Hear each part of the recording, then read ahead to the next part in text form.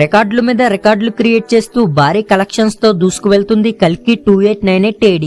అయితే 2023 సంవత్సరంలో వచ్చిన జవాన్ సినిమా తక్కువ సమయంలోనే 1000 కోట్లు కలెక్ట్ చేసిన సినిమాగా రికార్డు క్రియేట్ చేసి నెంబర్ 1 స్థాయికి చేరింది. ఇక ఈ కల్కి 2898 AD మాత్రం ఈ జవాన్ కన్నా అతి తక్కువ సమయంలోనే 1000 కోట్లు వసూలు చేసి ఆ మొదటి స్థానాన్ని దక్కించుకుంది.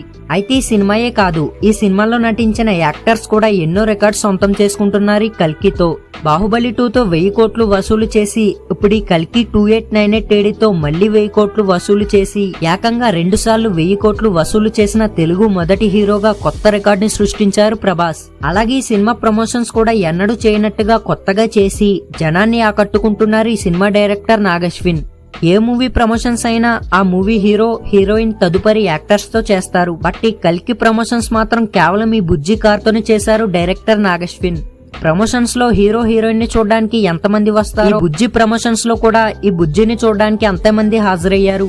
అయితే ఈ మధ్య కాలంలో వచ్చిన సినిమాల్లో ఎక్కువ కలెక్షన్ రాబట్టిన సినిమా ఈ కల్కి. ఇక అమెరికాలో కూడా $18 మిలియన్ కు చేరింది ఈ మూవీ కలెక్షన్స్.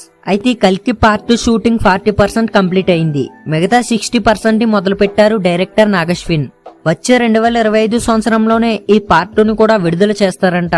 సో ఈ పార్ట్ 2 ఎన్ని రికార్డ్స్ క్రియేట్ చేస్తుందో చూడాలి. Thanks for watching.